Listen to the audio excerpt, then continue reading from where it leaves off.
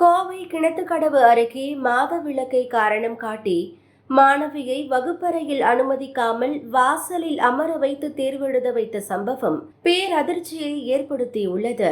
8ஆம் வகுப்பு படிக்கும் மாணவி கடந்த 5ஆம் தேதி பூப்படைந்து உள்ளார்.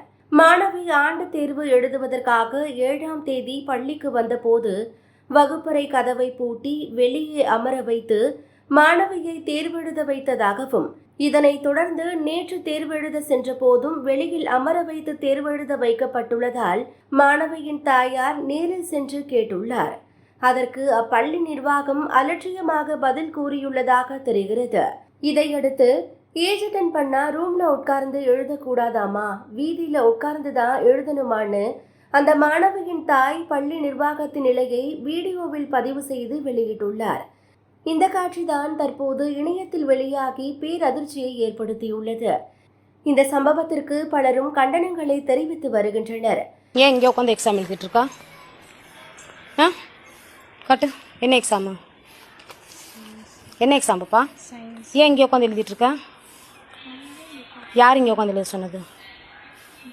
எந்த மிஸ்ஸு? பிரின்ஸிபல் மிஸ் உனக்கு இங்கே உட்காந்து படியில் உட்காந்து எக்ஸாம் எழுத சொன்னாங்களா? இதுக்கு முன்னாடி எப்போ எழுதுன எக்ஸாமு? மண்டே இப்போ இங்கே தான் உட்காந்து எழுதுனியா? எந்த டெஸ்கில்? முன்னாடி உட்காந்து பாஸ்பரியில் தான் உட்காந்து எழுதுனியா? சரி எழுது. ஏன் மிஸ் ஒன்றும் சொல்லலையா?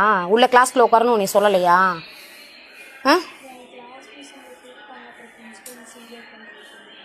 புரியல.